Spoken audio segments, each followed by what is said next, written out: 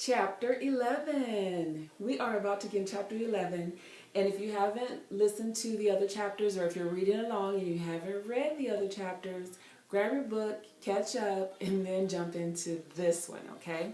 So this is chapter 11, I Do, and the fairy tale begins. Yes, I stayed in Georgia. I was raised to make a commitment to something and make it work, or die trying. I was committed to make our relationship work, which meant forgiving Kendall. He had forgiven me for using my income for me and not putting it towards our living expenses. After I began to let go of the hurt and distrust, our relationship seemed to grow stronger. I started my new job at United Healthcare in Smyrna, Georgia. Finally, a job that was only 15 minutes away from home, and I loved it. Kendall and I saw each other every day except during his deployments. Don't forget, I was engaged to a Marine. He was a proud Marine and always committed to his service of his country. He was a sergeant and ready to be promoted to the rank of staff sergeant. I was proud of him and looking forward to being the wife of a Marine. He told me there was a saying, if the Marine Corps wanted you to have a wife, they would have issued you one. So in the eyes of the Corps, your wife is second to your service. We laughed about the saying, but I told him I can understand what they mean. Devote yourself to protecting your country, because by protecting your country, you are also protecting your wife and your family. Makes sense. And I think every branch of the service does that. If the Army had wanted you to have a wife, they would have issued you one. If the Navy had wanted you to have a wife, they would have issued you one. So just put in any branch in that saying and best believe that's the real deal. We went to the Marine Corps Ball in Atlanta, which celebrates the birth of the Marine Corps. It is celebrated every year on the 10th of November. It is always a formal affair. They acknowledge the oldest Marine and the youngest Marine in attendance. Each year that Kendall and I attended the ball, I would make my ball gown. Our first ball was in California the previous year, and I made a crimson red skin-tight back-out dress. For our second ball, I decided to make another red ball gown, but this time I used red satin and showed a little less skin. The red of the dress coordinated with the red in Kendall's dress blues. Dress blues are the Marine Corps uniform, which includes a midnight blue jacket with red trim and gold buttons along with navy blue pants trimmed in red. That's their formal dress. Kendall and I enjoyed the Marine Corps Ball that year. We saw several of his fellow Marines from work, and I met a lot of their wives and girlfriends. We talked all the way home, exchanging stories and our observations. In the days after the Marine Corps Ball, it was time to plan our wedding. Kendall said I could decide on the date. I wanted it to be on June 25th, which was the same date that we met in 1995. But the 25th was a weekday in 1997, and our other scheduling conflicts led us with the best date to be married in June is June the 1st, 1997. I was excited about planning our wedding. Kendall knew that I had a large family, so we agreed to have the wedding in North Hollywood, California, at First Baptist Church of North Hollywood, where I attended church when I lived there. I called my uncle, Glenn, you know Uncle Glenn, and asked him if he would give me away. He said he was honored. I asked my sister Sabbath to be my maid of honor, and she said yes. I asked my friend Shara if her daughter Shawnee could be my flower girl, and she said yes. Everything was going perfectly. Kendall and I wanted a small wedding party, so I let all of my girlfriends know ahead of time that none of them would be in the wedding. My girls were all cool with the idea. They're fine. They're always supportive. I designed my wedding dress and my sister's dress, as well as Shawnee's dress and the invitations. I started designing Kendall's tuck, but it just didn't come out the way I wanted it to. So we planned to rent his tux in Cali. Kendall asked his good friend Miles to be his best man, and Miles agreed to stand up for his old roommate. With everything coming together, I sent out the invitations to all of our family members with the hopes that all of Kendall's family and my family would have enough seating in the church. I had met them all on our cross-country journey to Georgia via Indiana, but I did not talk to any of them on the phone. Kendall would say, "My mom said hi," or "Kim and the kids said hi." I left the wedding updates for Kendall's family to Kendall. I focused on our plane tickets and marriage license as the time was getting closer. My Aunt Teeny said she would cater our reception as her and Uncle Elba's wedding gift to us. So sweet. From Christmas 1997 to April 1990, from Christmas 1996 to April of 1997, the time flew by. Kendall's work was stressing him out during that time, and he seemed quiet and tired. But I told him the vacation to Cali for our wedding would be a good break. In April 1997, we decided to buy a home. My credit was way too jacked up to qualify, but Kendall was able to qualify on his own. I told you he's always been good to go when it comes to money. Thank God. Although we almost purchased a new home to be built for us, we felt that the builder did not want us to purchase it as an African American couple. They had several excuses about the lot or the loan, and we did not make a big deal about it. We just both talked about it. We both picked up the vibes from the people we talked to in that community, and it was further out, less, mixed ethnicities. So you just don't fight it. You just don't worry about it. If that comes up, to me, that's just a sign that it's not where you're meant to be, right? God has something better for you somewhere else. Their loss. It was their loss, just like I said, it was their loss, and we did not want to live in an area where racial prejudice was present. We found a realtor, and he helped us find a resale home in Powder Springs. We would close on the home in May of 1997 before we left for Cali. God was lining everything up perfectly as usual. Kendall took leave from work, and I took 1 week vacation from UHC. It was exciting to go home and see my family and friends. Plus, I was getting married! I was so tickled, still tickled when I think about it. Every time I thought about it, I got goosebumps and wanted to scream. On our flight to Cali, I asked Kendall who was coming from Indiana. I had not received any written RSVPs, and with everything flying by so fast, I had not asked Kendall previously how many of his family would be coming. Kendall said, "I don't know." I thought he was joking. I said with a smirk, "Yeah, right. You don't know. How many?" I asked as I turned to look at him in the seat next to me. His face told me that he was not joking. He said that no one said they would make it, so there was probably not going to be anyone from his family there. At that moment, I knew that I was making the right decision to marry Kendall because my heart hurt for him. He said it wasn't a big deal. I took his hand and said, "I am sure they would be here if they could, but we will make sure there is a video." He squeezed my hand and gave me a kiss. We watched a movie and then slept on our 4-hour flight to Cali.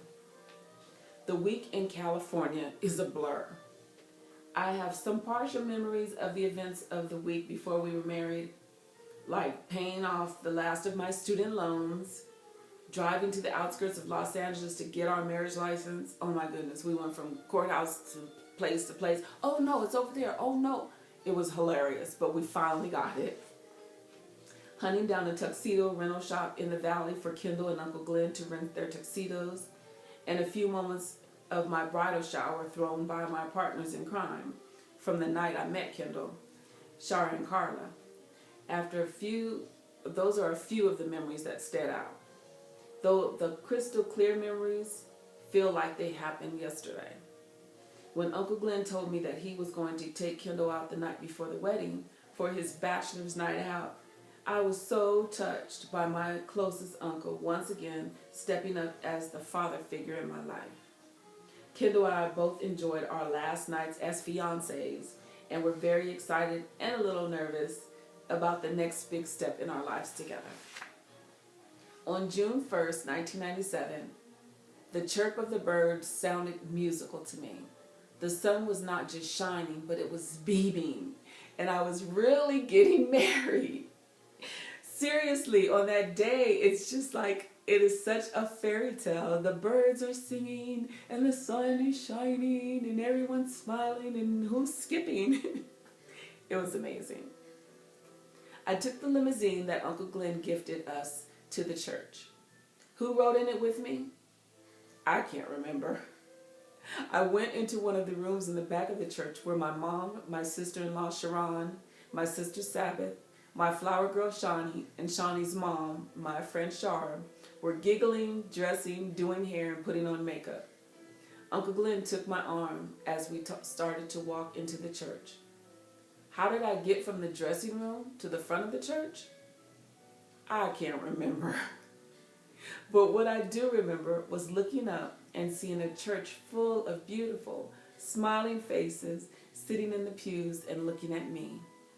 I do remember looking at the altar and seeing one of the best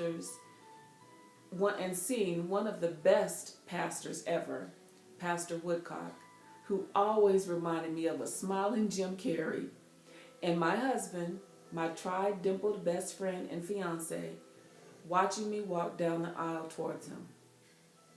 I do remember. Oh, my poor baby is sweating like crazy. I wonder if it's too hot in that tux.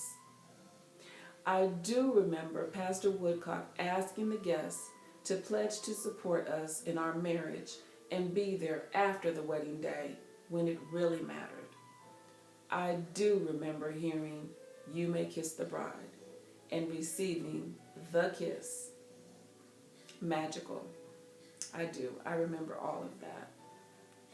The guests went to the church's reception hall where Angie had led the decorating and Aunt Teeny was cooking up a storm.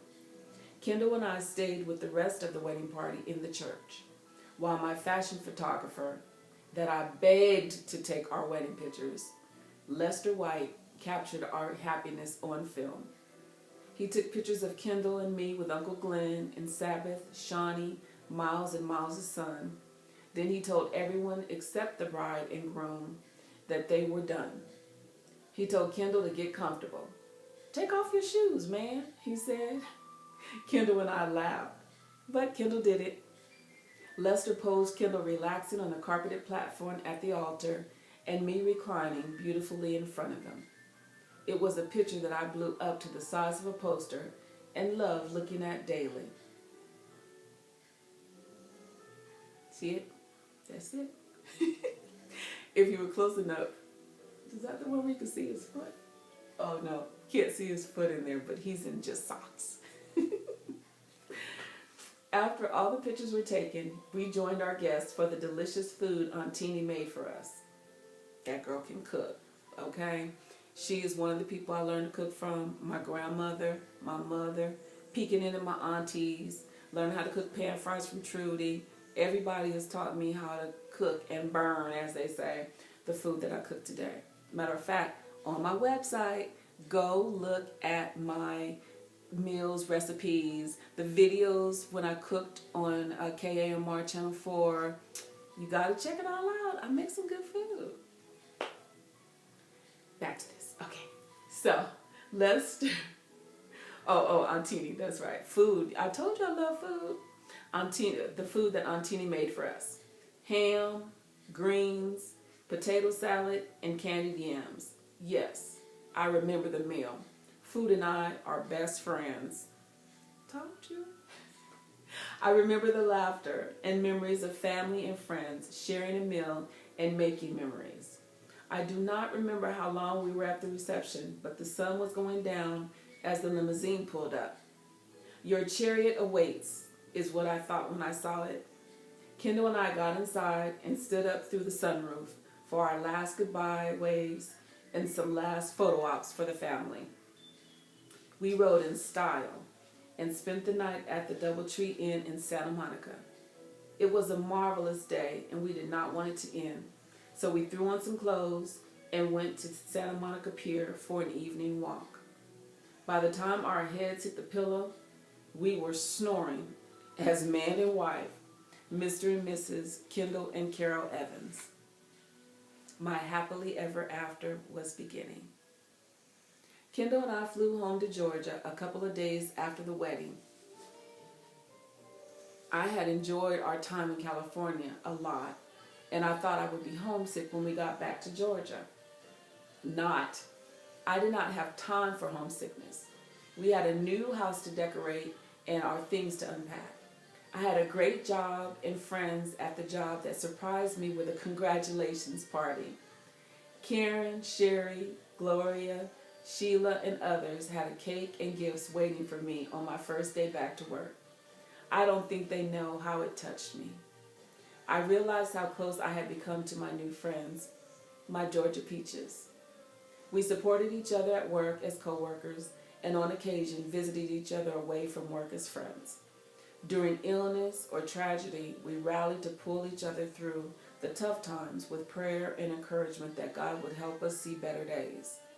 God was always laying down stones of love, support, friendship, and compassion during our days in Georgia.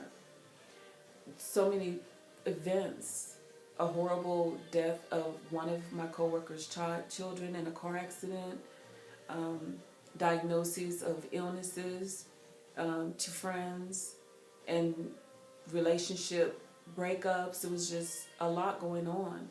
There was happiness. There were some marriages and engagements and new babies. But through it all, God just stood by us all.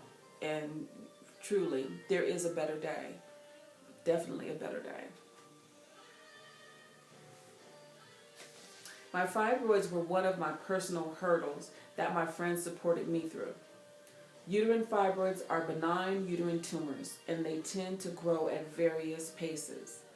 Unfortunately for me, my doctors could not seem to treat them with the proper remedy to make them shrink. I was worried that they would become malignant or that they may keep me from having a child when Kendall and I were ready. I saw a doctor in Smyrna, Georgia, who told me not to worry, that new treatments were coming out and stay patient. I was already 33 years old, and although we wanted to wait a few years for a child, I wanted the comfort of knowing that when we were ready, I could get pregnant. The doctor's information gave me hope, so I ignored the problem and focused on being a good wife. Kendall was doing well at work and was going to the Staff Sergeant's course in North Carolina at Camp Lejeune. I would be home alone for a while, but work kept me busy until I flew up to watch him graduate from the course. One morning while Kendall was still away, I had incredibly painful abdominal cramps. I was in the fetal position when I woke up, and I could not move. I could not straighten my legs. I wanted to take some Anaprox and stay in bed, but I was in a training class and could not miss it. So I took the Anaprox and got on my knees. I thanked God for all of my blessings and asked Him to get me through the day. When I got to work, the first face I saw when I walked in the door was Sherry. She had become a good friend. I call her Cher. She had a quirky sense of humor, and with my corny sense of humor, we would laugh at the oddest things and keep each other's spirits up. "Good morning," Sherry said to me. "What's up, chick?" I said to Sherry, wondering if she was feeling better about her job. She was in the mailroom and was not feeling appreciated by management. "I'm doing all right," she said. "Hang in there, Cher," the nickname I gave her. Told you. "Keep working hard and be patient. Management will notice and reward your hard work." I knew all she needed was a little inspirational speech. I winced a little as I started to walk past Sherry. She looked. "You look bad, girl. What's the matter?" Sherry asked. "Cramps from hell," I said as I walked towards the training room. "Did you take your painkiller?" Sherry asked with a look of true concern on her face. I did not want her to worry about me because she was like a little sister and she would really stress out. I said to Sherry with a smirk, "Sure did. So in about 20 minutes, come in the training room, say 'excuse me' to everyone, and wake me up. I will be the one lying on the conference room table snoring." Sherry laughed and said, Carol, you are crazy. I laughed and went on in the training room. To this day, I can lift Sherry's spirits with a quirky comment to make her laugh. I made it through the day and went home to climb right into bed. When Kendall called that night, it was comforting to hear the love in his voice. We talked about my trip up to Camp Lejeune, and he promised that he would be at the airport on time to pick me up. Kendall was on time. It was our first time apart as husband and wife. I think we missed each other more, or maybe it was a romantic notion. We went to dinner that night and back to the motel to get some rest. I wanted to make sure Kendall looked his best at his graduation ceremony. His accomplishment to acquire the rank of staff sergeant was impressive. I told him he deserved it because he worked hard and never took time off. He gave me credit for always supporting him. I enjoyed motivating him when he had to learn something new or study. It was what couples are supposed to do. You support each other. Rah, rah, rah. I was very proud to see Kendall graduate. We drove home in Kendall's car, tops off, to enjoy the sunshine, stopping along the way for souvenirs and to take pictures. The years after the trip to Camp Lejeune flew by. From late 1997 to 1999, we stayed busy. We bought a cute black Toyota 4Runner and took a few trips to Tennessee. We drove up to Indiana several times, and we hung out with our new friends in Georgia. We had a couple of visits from Kendall's dad, Michael. I started calling him Pops. I felt that calling him Michael was too casual and Dad was too personal. But Pops was my endearment for him. On one of his visits to see us, he brought us a wedding gift. It was alive. Surprise! It was a Rottweiler puppy. Michael's dog, Prince, sired a litter of puppies, and we were given one. He looked like a little bear cub, so cute and cuddly, so we made the obvious choice and named him Bear. On another visit down, while Michael, his wife Juanita, and Albion, Kendall's nephew, visited us, Kendall and Michael built the connecting fence for the backyard to enclose it in for Bear. Miss Juanita and I cooked dinner while Kendall and Michael dug holes for the fence posts and put the panels up, one by one. I heard Kendall's deep voice say, "Oh, wow."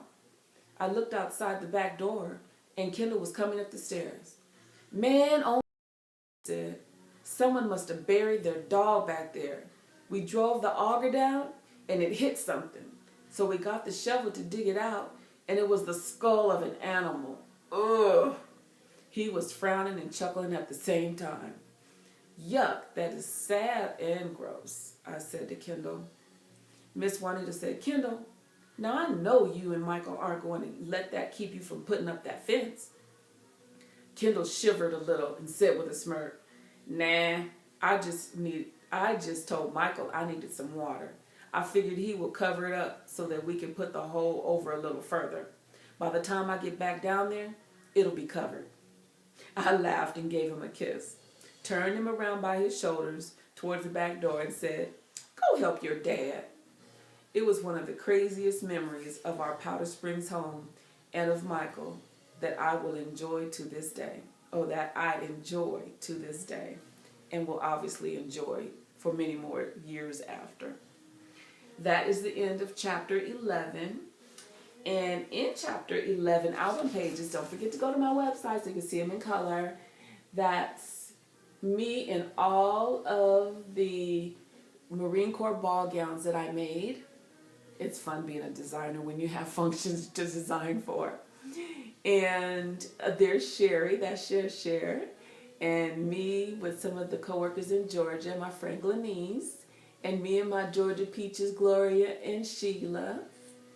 And who's in this one? Oh, me and Carla at my bridal shower. Shara, me and my sister Sabbath. And then my cousin Angie, Shara, me, and the singer at my wedding. Oh, her name is so unique. I can't remember it. I'm not going to lie. I can't remember her name.